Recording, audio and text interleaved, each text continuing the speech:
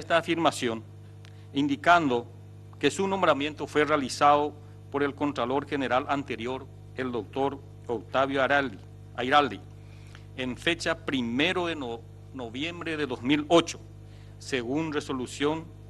General de la República 1242, en el cargo técnico 1,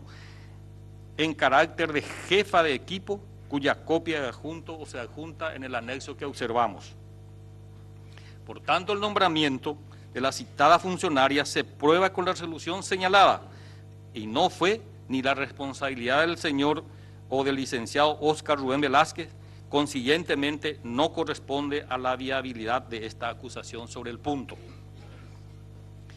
Por otra parte, con relación al pago de horas extraordinarias, se informa y aclara que todos los gastos relacionados para el pago de haberes de los funcionarios de la Contraloría General de la República, sueldo, horas extraordinarias y remuneraciones adicionales,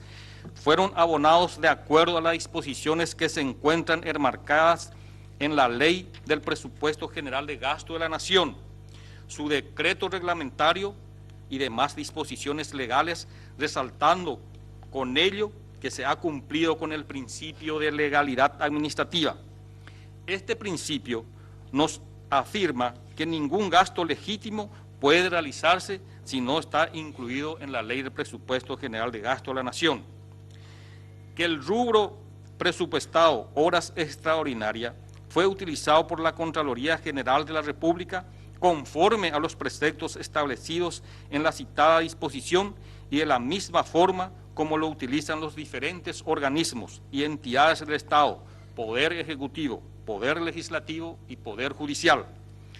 Que no es responsabilidad del Contralor General de la República verificar los días y horas de asistencia de los funcionarios de la institución. Tampoco es de su responsabilidad propia y competencia la liquidación de los haberes que debían ser abonados a los mismos. Para ello, la institución tiene implementados los diferentes procesos administrativos reglamentados en manuales de funciones, manuales de procedimientos y sistemas de control interno, cumpliendo las disposiciones legales en donde se establecen claramente las funciones y responsabilidades de cada uno de los funcionarios que intervienen en los diferentes procesos de registro de asistencia, control, liquidación, verificación y autorización para el pago. Esto se evidencia en el Manual de Procedimiento RH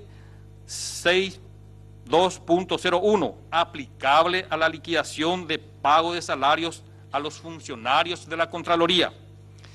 En tal sentido, es responsabilidad del subcontralor supervisar el funcionamiento de las distintas dependencias de la Contraloría y cooperar con la labor que le corresponde al Contralor, según lo establece la Ley 276, orgánica y funcional de la Contraloría General de la República, artículo 22, inciso B y C. Que la resolución de la Contraloría General de la República, número 296, del 27 de octubre del año 2000, por la cual se reglamenta las funciones del subcontralor de la Contraloría General de la República. Se establece entre varias funciones y responsabilidades del subcontralor la supervisión del funcionamiento interno de las distintas dependencias de la institución, como así también aquellas funciones y actividades delegadas por el Contralor General en forma escrita.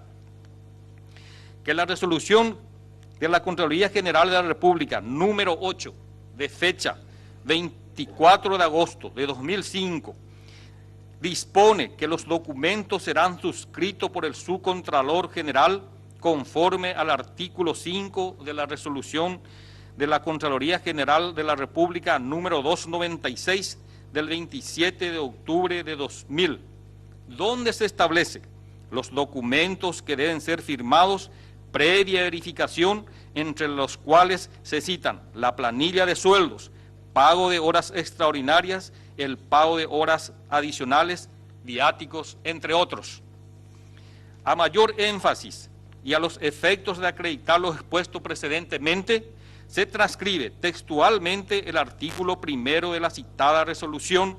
de la Contraloría General de la República número 8/2005. Artículo 1. Disponer los documentos que serán suscritos a partir de la fecha por el señor subcontralor, conjuntamente con la directora general de la Dirección General de Administración, solicitudes de transferencias de recursos, cheques, retenciones impositivas, legajos de rendiciones de cuentas, órdenes de compras y o servicio, comprobantes de pagos, solicitudes de asignación de plan de caja, planillas de salarios, honorarios, remuneraciones extraordinarias y adicionales, bonificaciones y gratificaciones, seguro médico y bonificación familiar, sin perjuicio de incluir otros documentos que el señor Contralor General lo disponga. Por consiguiente, de esta lectura surge que es responsabilidad y competencia de la subcontralor verificar de acuerdo al tenor de la normativa transcrita los procesos y respaldos documentales individualizados precedentemente, desprendiéndose con meridiana claridad que no es atribuible esa labor precisamente al señor Contralor General de la República.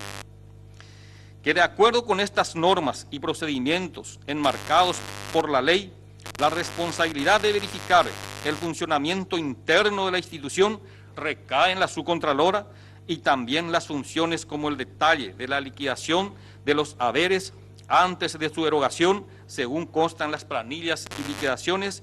y de sueldos debidamente suscritas por la misma, según el anexo que se observa. Por otro lado,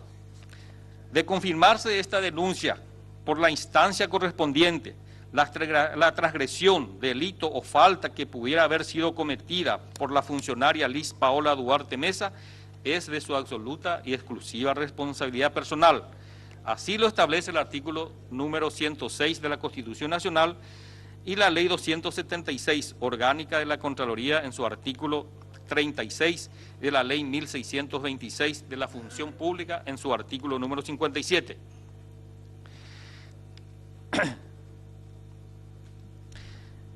Transcribimos dichas disposiciones. La Constitución Nacional en su artículo 106, ningún funcionario o empleado público será exento de responsabilidad en los casos de transgresiones, delitos o faltas que cometiesen en el desempeño de sus funciones. Serán personalmente responsables sin perjuicio de la responsabilidad subsidiaria del Estado, con derecho de éste a repetir el pago que le llegase a abonar en tal concepto. La Ley 276/94, artículo 36. Los funcionarios de la Contraloría General son personalmente responsables en los casos de transgresiones, delitos o faltas que cometiesen en el desempeño de sus funciones, sin perjuicio de la responsabilidad subsidiaria del Estado. Es responsabilidad no excluyente la que pudiera corresponderle a consecuencia de lo establecido por las leyes especiales. Y no debemos olvidar que teníamos nosotros los reglamentos que especificaban la forma de la responsabilidad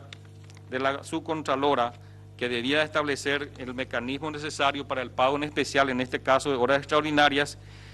y en este caso simplemente el contralor firmaba el englobo, por llamarlo así, y no en forma particular. Es decir, esa función le correspondía a al subcontralor o a la subcontralora.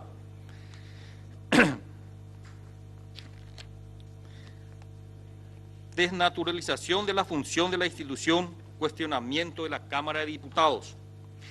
Con los hechos relatados, el Contralor General ha desnaturalizado la función de la institución, dice la Cámara de Diputados, en el artículo 283 de la Constitución Nacional y el artículo 281 de la misma, que dispone: la Contraloría General de la República es el órgano de control de las actividades económicas y financieras del Estado,